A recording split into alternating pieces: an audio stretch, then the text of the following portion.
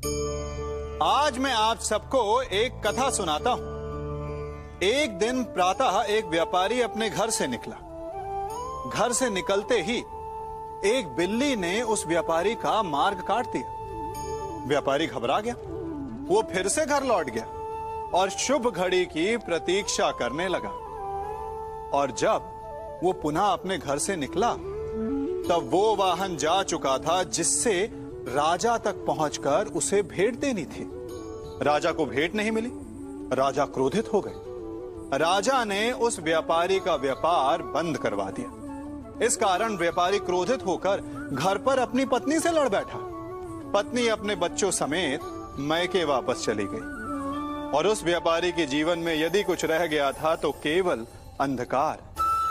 और इन सब का कारण वो उस बिल्ली को मानता रहा जिसने उसका मार्ग काटा था।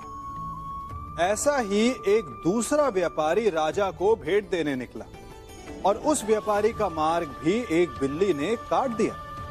वो व्यापारी तनिक घबराया, परंतु उसने आगे बढ़ना अधिक उचित समझा। राजा तक वो समय पर पहुंचा।